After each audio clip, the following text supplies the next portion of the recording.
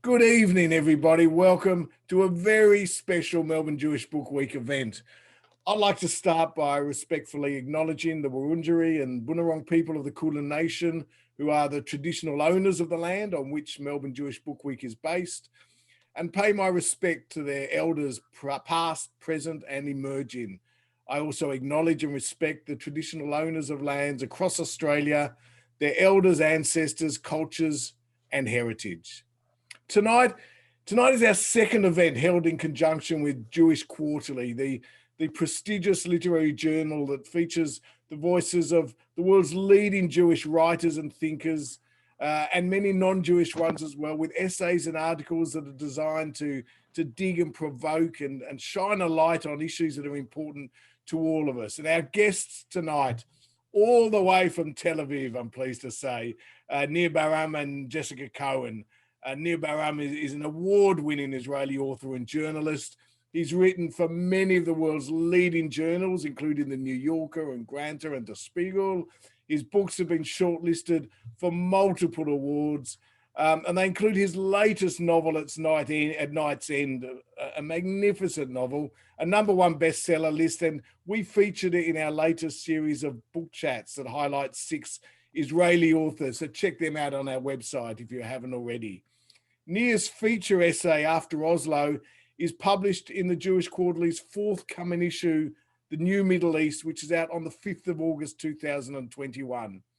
That essay was translated by none other than our other guest, Jessica Cohen. What a coincidence. Jessica is a British, Israeli, American literary translator. Many of you may well know her for her translation of David Grossman's 2014 novel, A Horse Walks into a Bar, which I'm sure many of you read and enjoyed as much as I do. And it was awarded the 2017 Man Booker International Prize for Jessica's translation. She's published more than 20 books translated from Hebrew to English, including the work of Nir. And interviewing them tonight is Jonathan Pearlman, editor of the Jewish Quarterly. He's also the editor of Australian Foreign Affairs and world editor of the Saturday paper. He's been a Walkley Award finalist, United Nations Media Award winner. I'm exhausted. What a panel we've got. Jonathan, I'm just going to hand it all over to you. Thank you, Jonathan. Thanks very much, Nick. Well, I think those superlatives were all deserved. I'm really excited to be with both Nir and Jessica tonight, and partly personally because it was just such a pleasure to work with them both on a piece that I think is a really important piece in terms of what it says about the state of Israel today, and also just as editor of the Jewish Quarterly, as we're sort of relaunching the publication, it's a piece that really speaks to exactly what we're trying to do with Jewish Quarterly, which is to feature the world's best writers and easily one of the world's best translators, and providing different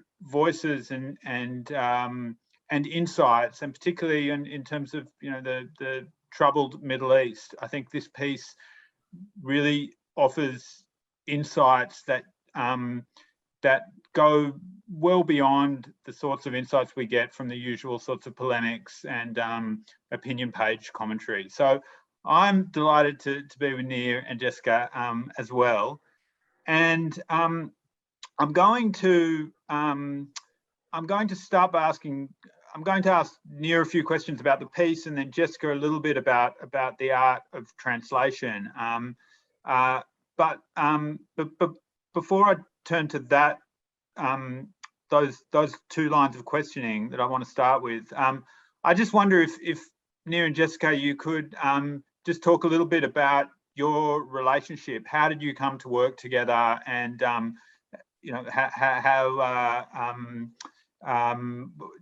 Jessica, what have you worked on of Nir's, and a little bit just about your working relationship. Can I start? You can start. Okay. So we were introduced by a mutual friend probably about 5-6 years ago. Neil had a nonfiction book out at the time, which is actually very closely tied to this piece about the left. Some of the same themes were repeated in it, and he was looking for a translator. And so that was the first time we worked together. It's a book called A Land Without Borders that came out from Text a few years ago.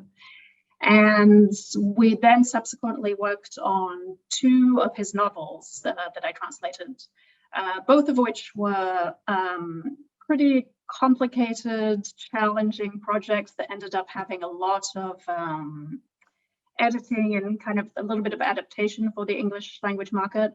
One of which, At Night's End, you mentioned, recently came out with Text. The other one, I'm hopeful, will come out. So we've worked together a lot, and we grew up in sort of parallel worlds in Jerusalem, very similar neighborhoods. We're almost the same age. We didn't know each other growing up, but we now have realized that we had a lot of mutual acquaintances and hung out in the same bars and that kind of thing. So I think although we met recently, it feels like we've known each other's lives for a while. So we've had a good working relationship and a good friendship due to that.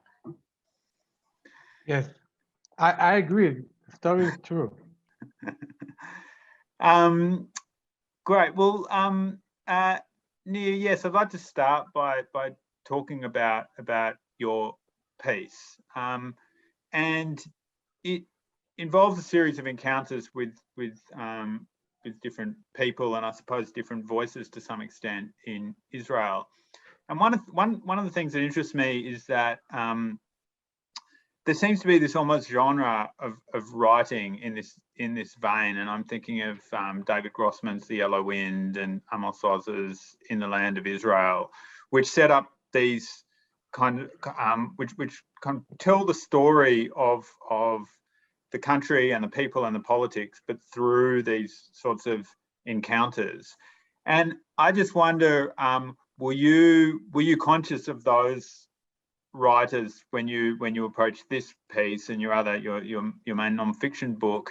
And I'm also interested in why are some of Israel's most important writers constructing their non-fiction work in that way? Well, I was aware of the work when I wrote the book Land Without Borders, so I was aware of the work then. But in this piece, I was actually looking for an answer for something that was bothering me for a long time, and that was like the disappearance of the piece from our life. And sometimes I think that it's not just an Israeli thing, but I think in general, when you're contemplating an idea or a question, it's good to listen to other opinions from different people. And I learned it for a long time ago, that when you go to different people from different backgrounds and different political views, you learn a lot. So I thought that this journey was extremely interesting for me because something was bothering me for a long time, and I could feel the unease among me and among my friends. And then I decided to start looking for an answer. And I think that this tradition of writers, not just in Israel, but in general, when you go to this journey, because you're looking for something, looking for answer or inspiration to think in a different way about a question, is something that is very inherent in the Israeli literature. But I think that other writers, in Israel, it's always political or mainly political. Sometimes other writers write it in different ways, but in Israel there is this tradition of political writing that I think you can explain it because the way that Israel constructed and the way that the writers in the beginning of the establishment of the state of Israel in 1948 were part of this project. It's not really different than what happened in the Soviet Union.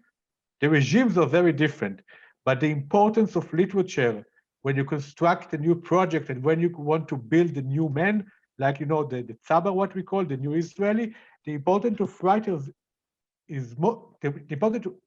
become much more real because they can help the society to build this illusion, if you want, or this true story, if you want, of this new project and a new man.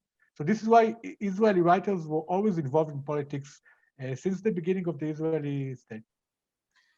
And you touched there on the sort of overall theme of the piece, which is, you know, as you say, something was bothering you. Can you tell us a little bit more about what was bothering you and what prompted you to write this piece? Well, basically, I felt that I don't have a political home for a long time, and there was certain times when I tried to believe that I still have this home. You know, we all do it. We tend to believe in things that we believed before because it's very difficult for us to change our mind or to sometimes acknowledge something that really changed. But then in the last few years, I just felt totally alienated from all the Netanyahu discussion and the Netanyahu protest and this let's be honest, this craziness about Netanyahu that it's close to what happened with Trump in the US, maybe a bit different.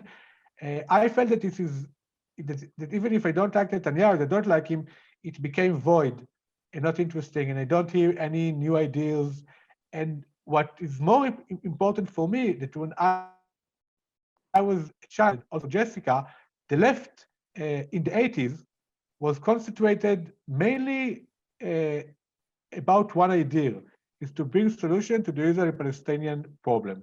This is the way we grew up. This is what, if you ask me what is the left, it's mainly this. It's stop the occupation. It's creating a new atmosphere with the Palestinians, and this thing totally vanished. And so you tend to behave as if you are part of the left wing in Israel, but it's not the left that you know, and it doesn't carry any ideals that you know. And I wanted to really try to understand what happened to us, to the peace process, why in the last 15 years we feel that it's totally out of the question, out of the discussion, and also to look at ourselves and our mistakes and our misjudgments and the things that we believed in. And how did you, you know, the piece is constructed around a series of conversations that you have with different people, and it starts really, the main conversation that you have is with your father, who's I think the oldest person who you talk to in the piece, and then it ends with your son, who's the youngest person you talk to in the piece. So it's sort of bookended by family members, and then along the way you encounter a whole, you know, different people, some of whom you seem to know quite well, and some of them are sort of strangers. How did you choose whose voices or which people to include in a piece like this? The way I do it usually is that I don't have I knew that I want to start with my father because, you know, he was a politician in the Labour Party. He was part of the Rabin government that brought the Oslo Agreement and did this, you can say, a brave initiative to try to solve the problem. And then I usually start to roll, and, you know, just to think about ideas and people I want to meet. And from meeting to meeting, I feel what I need, what I want to hear. I don't have like a list of people, because sometimes you hear something and then you want to check it in another place. For example, when I want to talk to religious people, young religious people, it's not because they are just part of the Oslo Agreement, because it was part of my memory as a child that we always try to build this alliance with the religious parties, and to make them believe in the peace that we believe in. And we were willing to pay a heavy price when it comes to policy and other issues. So I wanted to talk to them. So it's parts memories that I have, and I wanted to like check them. Part of them are people that I wanted to meet from the other side, from the right.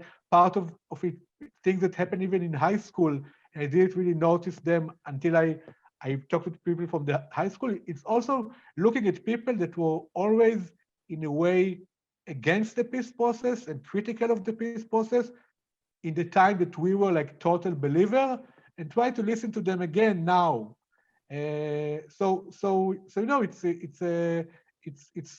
try to build this picture, this puzzle, and usually you build the puzzle one step every time, and every time you need something different. And do you record those conversations, or is the dialogue sort of written from your memory of those conversations? How do you go about recording them? I never recorded them because when I did Land Without Borders, so I talked a lot with Palestinians in the West Bank. And every time you start to record, it's the end of the conversation. When they see an Israeli start to record them, they immediately think about the Shabak and etc. So I learned from Land Without Borders that sometimes I write, I listen and I write, but I never record it. I think that it's not part of the way that I do it, and it doesn't allow you really a free conversation. So usually I write and I try to remember. Sometimes when I feel that I don't remember, I can ask them again. But it's like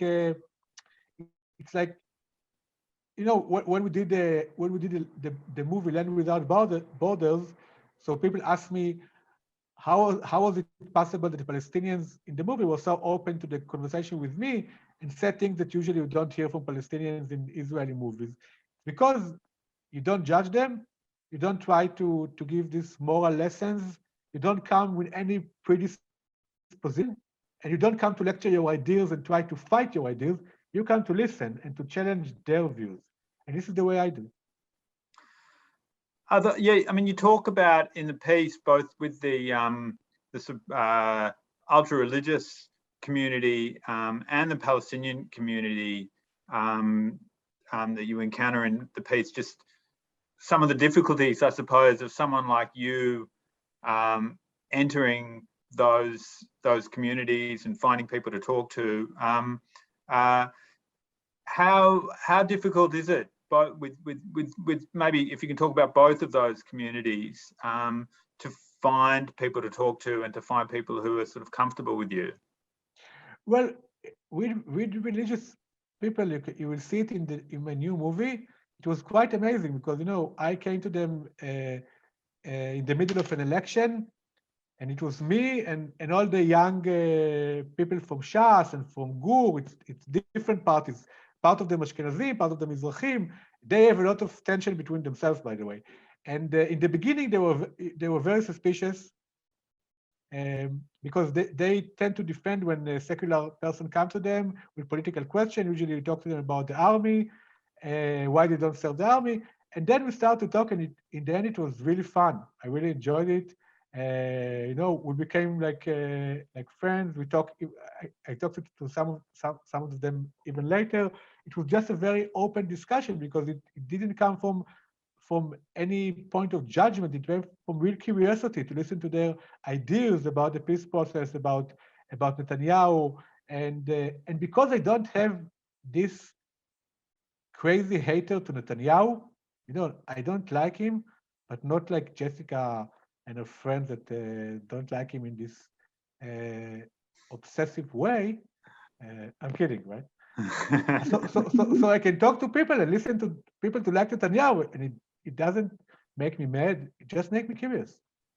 But if I could interject, I think, don't you think, Neil, that part of the reason maybe why they were more open and confident in the way they were willing to answer you is because, at least at the time, we're talking about a few months ago, they were and have been for many years kind of on the winning side, right? You're the minority in your political opinions now. Our camp has lost quite clearly. And so the people who you speak to now who are on the right wing are a lot more confident and a lot more secure in their positions because they are running the show, essentially. It's a different perspective from when maybe 20 years ago when they felt like, their positions might lose out. Could be. Yeah, I think it's part of it, but I think that also, when I was like a child, it's very funny. We used to go to what we call hakafot in Sukkot, and all these meetings, all these religious ceremonies, because my father wanted to build this alliance with the religious parties. So I know them very well, and I always like them. We always have this interesting conversation, and so it was really fun to talk to them and really interesting, and I was also really curious about their love to Netanyahu, because it's not like the Likud party. It's like they are coming from a different background. And it was very interesting for me to listen why they identify with Netanyahu so much. Yeah, well, I think that curiosity really comes out in the piece, and I'm sure the people that you talk to can sense it and appreciate it, because they seem to open up to you. Jessica, I'd like to talk to you a little bit, but maybe we'll step back from the politics for a moment, because I'm quite interested in how you work, really. You know, you're you know, very I don't know if are you the only translator to have won the Man Booker Prize? No, the Man Booker International is by design a prize that's shared by the author and the translator. It has been for the past few years. So yeah, there's which is great. There's more and more awards out there that give equal recognition to the translators when the winning book is a translation. Yeah, and there's growing recognition of the role of the translator. But I wonder if you could maybe just it's a general question, but if you could try to explain what your role is as a translator, and I think for a lot of readers, we probably don't pay all that much attention, especially to a good translation, or we're not that conscious of it. So while it may seem like a fairly obvious or straightforward question, I wonder if you could just talk a little bit about what your role is as a translator.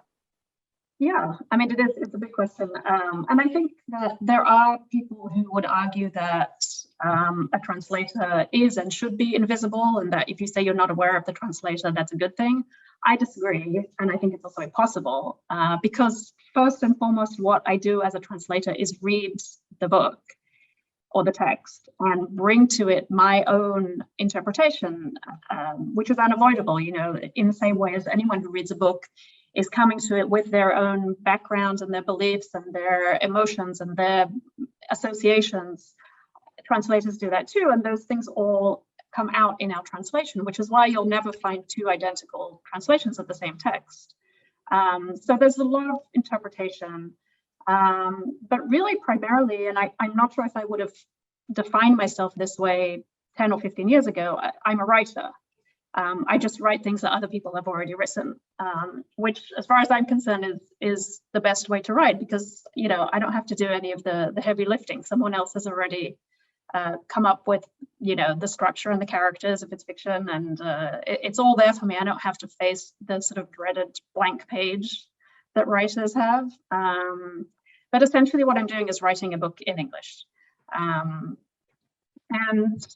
you know, I mean, there's hundreds, if not thousands, of sort of metaphors for translation, and translators love to talk about which one of them is apt. And there's a lot of ones about, you know, being a bridge or being an ambassador.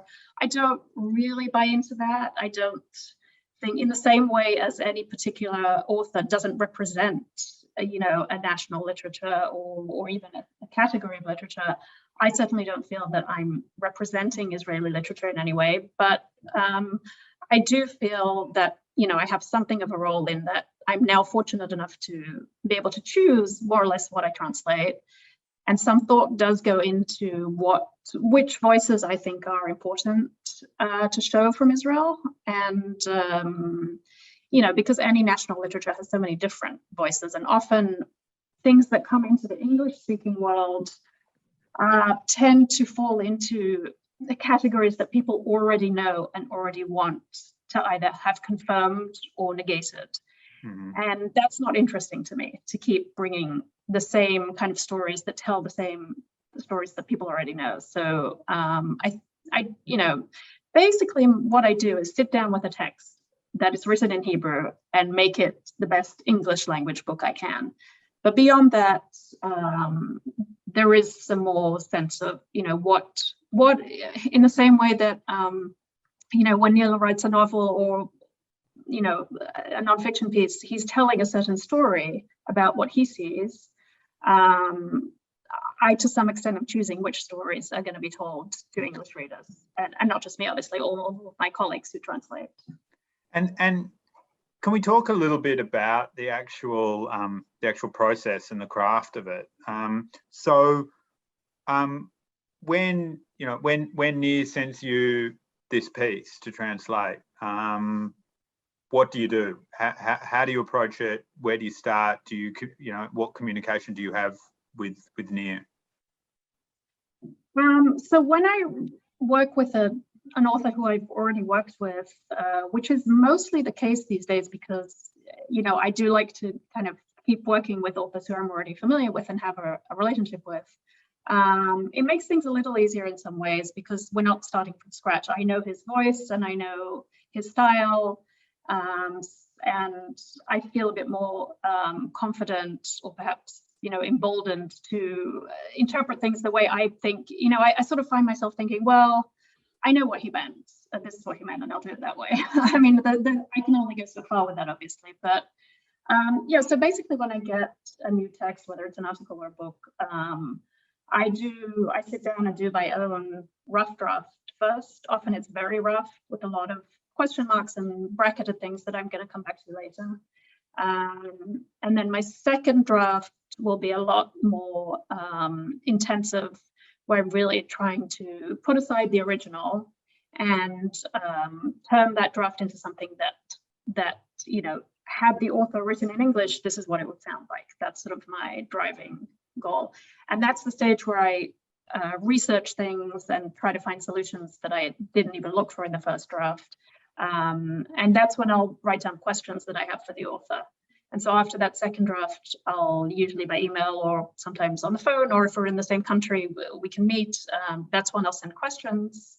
And it can be anything from, factual things that I'm querying to more complex issues of, well, this word has multiple layers of meaning in Hebrew. I can't get them all across in English. What are you trying to emphasize here? And we might discuss, which English word makes sense to use. And then I'll do usually another draft or two, ideally, if I have time to kind of polish things up. And are you able to give us an example from, I guess, ideally from Nir's piece, but an example of that, either the kinds of stumbling blocks that you might come across where, words have multiple meanings, or bits or sections where you're forced to make different choices, just so that we can understand a little bit the kinds of decisions that you're having to make. Yeah, I mean, so often, especially in the nonfiction piece where there's information and a lot of names of places, of people, of political parties, things like that, there's always going to be terms that a non-Israeli reader just cannot be expected to know, or wouldn't understand the whole sort of associative weight of the term. That's always a problem. In fiction, it's particularly difficult because it's considered kind of not, it's pretty frowned upon to use footnotes in fiction. I personally have never done it. And most translators, and even translate into English, really try to avoid that. So when there's a term that's not going to be understood by the readers, you kind of have to try to either work in a subtle way of explaining it, or give in a little bit of background and sort of hope that the context makes things clear enough. Sometimes you drop something if it's really going to be too much of a stumbling block. In nonfiction, of course, there's much more of an opportunity to explain things. And we did in this piece, certain terms, names of political parties, things like that. We did add in some more explanations. But for example, Mapai, which is the kind of predecessor of today's Labour Party, such as it is, which is, ostensibly it's just the acronym of their name. It's the Workers' Party of Palestine, of the land of Israel. But it's a term that, even though that entity doesn't exist anymore, it's used to convey a lot more than just that specific political party. It's really talking about a whole culture of kind of bureaucracy and a little bit of nepotism. And, this is a party that really controlled all the institutions and the establishments of the state in the early years. And it was very much more than just a political entity. It was a cultural, social entity with, its tentacles everywhere, all over the country. Now, everything that I've just said, obviously I couldn't work into one sentence in the piece. And so to some extent that gets a little bit lost, because in a piece of this length, you just can't go into that kind of background. Interestingly enough, there's one paragraph in particular that has reference to Mapai, and it also uses the word which seems like it would be very simple. There's a word in Hebrew, medini, which comes from Medina, which means state. And it's a word that, at least in the context of Israeli politics, means how a political entity, that could be an individual or party, what their policies are on international relations, specifically Israel-Palestine or Israel's relationships with other Arab states. It's the things that are sort of not just to do with domestic politics. And there isn't a great word for it in English, and it's something that I come across often, and I usually just end up translating it as political, but it's not really that, because political could mean so many other things. So that's an example of something that seems so simple to translate, but I'm always aware of all these layers that are not really coming across in that. And I think in this case, we translated it as politically to the left, but that could mean different things in different countries and different contexts, so it's not quite right. I might ask you both to answer this question, but Jessica, I'll start with you. And just to follow on from what you've been talking about, which is, I just wonder, as a Hebrew translator, what your thoughts are on the peculiarities of the Hebrew language and maybe also the English language. I was thinking about that Joseph Conrad talked once about the word oaken, and how in French it's a very straightforward word. It just means made of oak. But if you use a word like that in English, it has all sorts of associations. And he was making the point, as someone who didn't write in English as the first language, that English, I suppose, is quite slippery, and that words often have more associations than they do in other languages.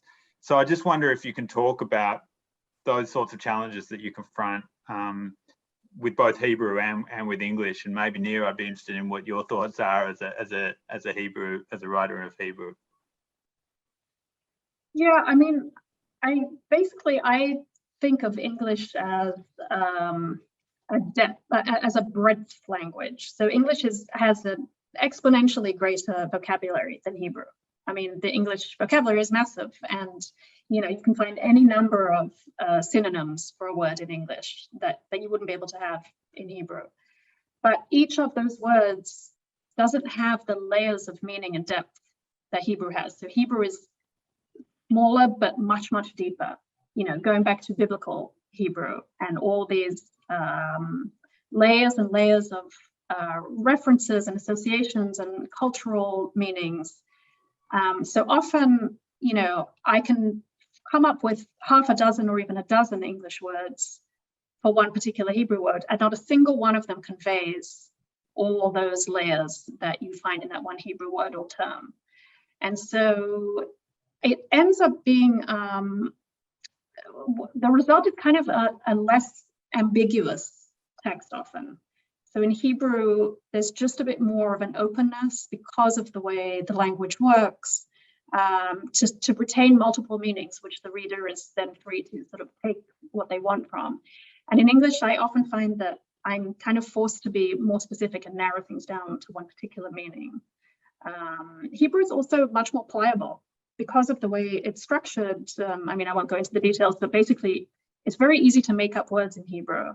By taking a semantic root and a grammatical structure, you can invent words that a reader may never have encountered before, but they would immediately understand what it means.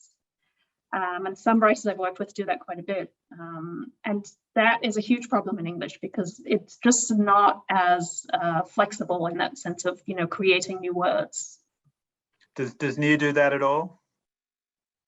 No, not so much. No, not so much, actually. David Grossman does it quite a lot. Neil sticks to the words that we already have, thankfully.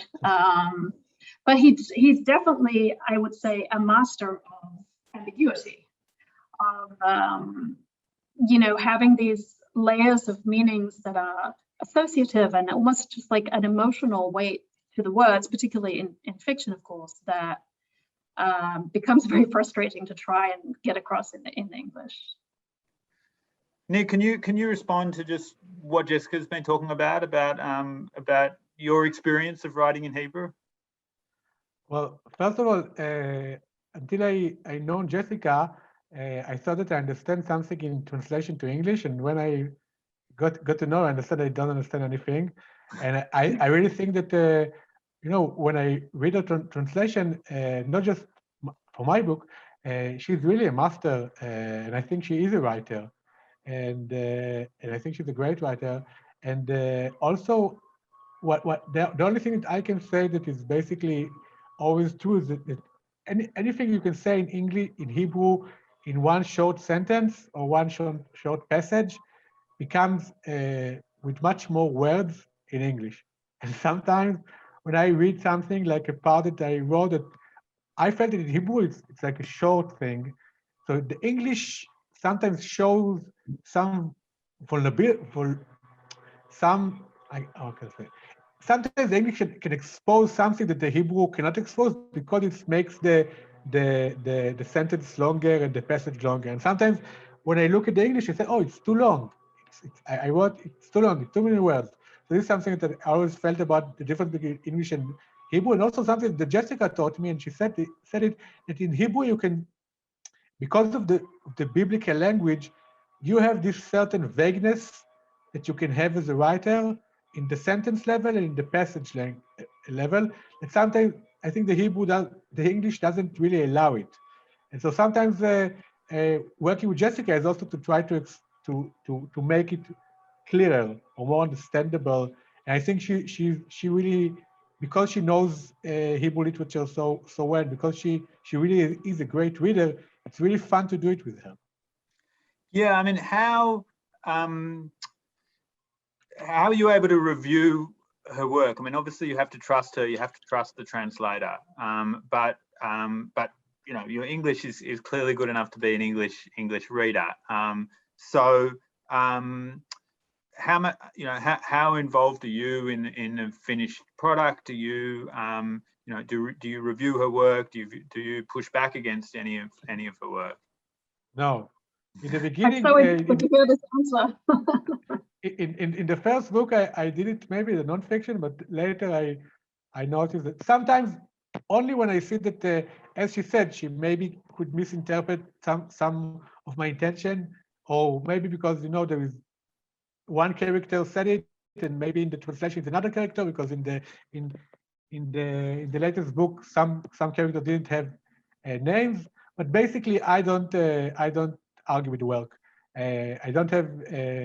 I really like her work. I like to read what she's translating. I don't read the whole translation usually.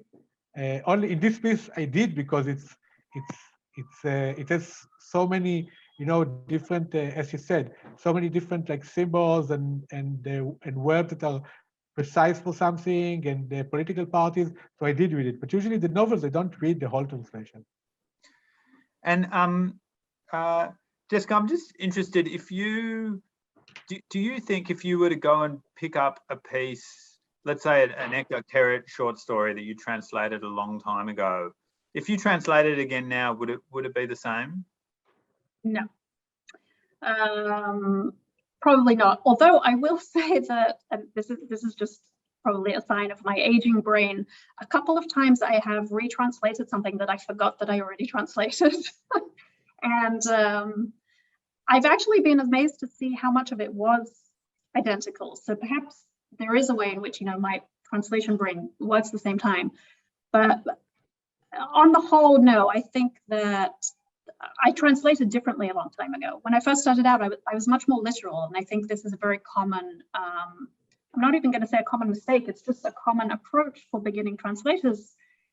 For me, at least, when I started out, I had a kind of a reverence towards the author and the original text, which I think made my translations differ and not, I wasn't willing to take the kind of liberties that I take today, which I now know are essential for a good translation. So, and an overly literal translation is, you know, that's kind of the death of a good piece of writing. But it's a process that you have to go through as a translator. And I'm sure if I looked back on my early translations now, I would not be happy. Because, as I said, it is a kind of writing. And in the same way that, you know, Neil has taken the translation process as an opportunity to sometimes rewrite things. And, you know, I think every novelist is never done, right? At some point you just say, okay, it's done, and it goes to print, but you always want to keep writing it. And sometimes, not just Neil, but many authors are really tempted in the translation process to seize on that as a chance to rewrite some things. And for me too, you know, if I look back on something I did years ago, I would definitely see lots of things I do differently now. I mean, interestingly, one of the reasons we had to do some extra writing in this piece was there were some late developments because just shortly before we were going to print, quite a lot was going on in Israel. We had the Gaza war, and then we had Netanyahu going. Nir, I wonder, I mean, in a sense, it didn't really change the piece much at all. And in fact, you know, when I approached you to see if you wanted to make changes, I think you quite rightly said that that it didn't significantly change the piece. But I just wonder if you can comment a little bit about particularly the new government in Israel, and is that, you know, how it's early days, but is that changing your sense of the mood of the country and your mood and some of the questions that you were talking about earlier about what's been happening in Israel in recent years? Well, for many people, I think they feel this relief that Netanyahu left, and they feel that the atmosphere is better and the democracy situation is better, and it will be much better. And maybe it's true, but basically it's like a right-wing government with some very minor influence of the Labour Party and Meretz. This is like a right-wing, center-right government, like the former government of Netanyahu. Maybe it's a more centric government. The only interesting part in the government is the participation of an Israeli Arab party in the government. I think this is like a very interesting experiment, and it's a very positive experiment, and it's very interesting to see how the right-wing parties and Ram, the Israeli Arab Party, will get along. When it comes to bigger subjects, like the one in my essay, the peace process, the most important question about the future of Israel, will we have a Jew state, one state, two states, what will happen with the Palestinian state? I don't think there is any change. Nothing. And can I just pick up on one section of your essay, one idea that's proposed, which is it's a discussion with Dan Hasson. I think he's an architect. But that discussion about Israel only really ever having had one left-wing government, I think the Rabin government. Can you just explain that a bit, and then just maybe I'd be interested in what your view is on that idea? I think it's totally true, and I didn't think about it in this way. You know, I always thought that, you know, the Labour Party, Mapai, in '77 it lost the control on Israel, and the Likud became like the majority. And then between '77 and '92, there were always the Likud government or Likud Labour government. But then the Labour Party that won with Rabin in '92 was totally different. I think the opposite of the party that left power in '77. And it's true that what we understand as Israeli left now or in the last 40 years, the only government that really was part of this left-wing tradition, which means trying to solve the Israeli-Arab conflict, and mainly the Israeli-Palestinian conflict, because the Israeli-Arab conflict is not really severe since '73. I think this is the first government that was like left as we understand it, and the only one.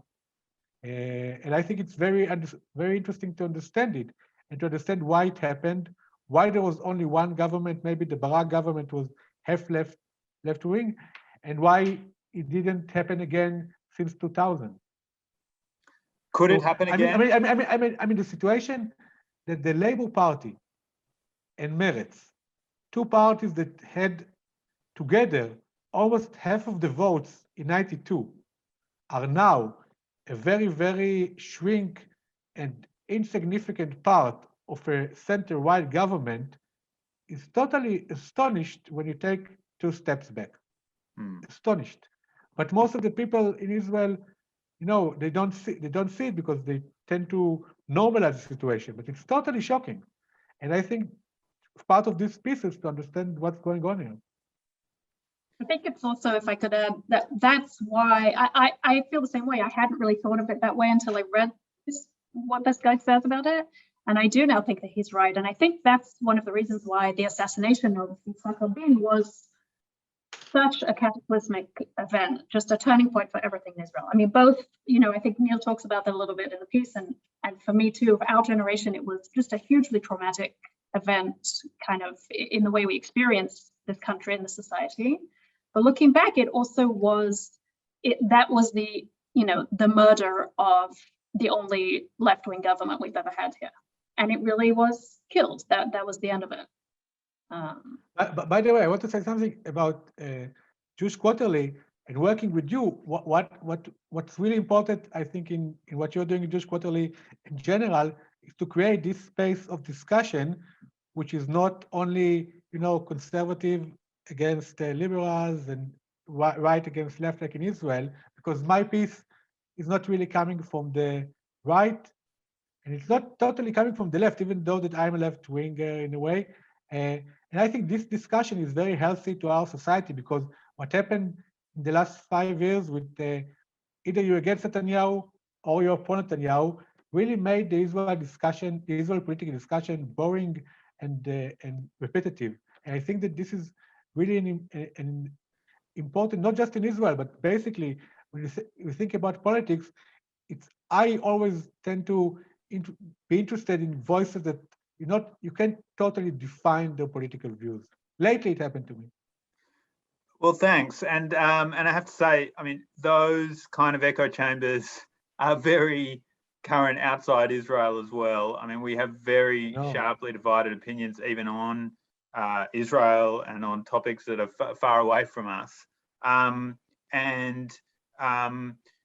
one of the things we have to wrap up here, but it's maybe a good way for me to introduce my final question, because I mean, one of the things that I'm keen to do, and one of the pleasures really in publishing this piece is having I do think that Near, you're an esteemed writer of nonfiction as well, but you're a novelist, and I think often some of the most important and insightful writing that I've seen both from Israelis and Palestinians has come from some of the novelists and poets there, and certainly they seem to find ways to get outside these echo chambers, and so we are keen to run and publish these kinds of voices. And so I'm going to maybe end by asking both of you, and I'll start with you, Jessica, about Israeli writing and writers today. And do you have any recommendations for any writers that we should know about? This is really the question to both of you. Are there Israeli writers that we should know about that we maybe don't?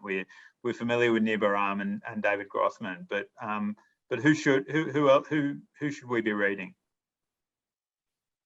Well, I should say this is a writer that everyone does know about, but I will mention anyway that David Grossman has a new novel coming out next month that I think is going to be interesting to receive. Other novels that I'm trying to think of what's come out in English recently. I'll tell you about something that is going to be my next project, although it will be a while before it's out in English. And this is actually something that I owe to Neil, this connection. There's a writer called Leah Aney, who is not well known outside of Israel, but she is one of Israel's certainly most prolific and well-regarded novelists. And she has a book, it's sort of a fictionalized autobiography called Rose of Lebanon, that I actually recently got a grant to translate because it's a pretty momentous, long and difficult piece. So that's something that I'm really excited about doing. It's her own personal story, but in many ways, it integrates a lot of themes and sort of elements of Israeli society over the past few decades. So I think that's a great book to look out for. Right. Neil? Well, I think in my generation, there are many interesting writers. I don't want, I can just say several names, like Shimon Adaf, who is a very interesting writer and also thinker, and Sarah Blau, who is an interesting writer. It comes from, by the way, religious background, and Doron Mishani, detective novels are very interesting. And also, I agree about Leah Aney, and there are writers like Alona Kimchi.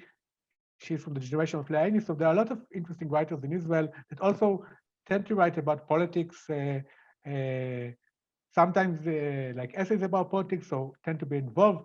So you can publish. Also, there is Sarai Shavit, who I sent you a piece that wrote, I think, some very interesting piece about being a mother in the war. So I think there are many interesting voices in our generation. That's a great note to end on, and good to hear. Well, Jessica and Nir, thanks so much for joining us. It's such a pleasure. I mean, I have to say, it's been a real pleasure working with you both on a piece that I'm really proud that we're publishing.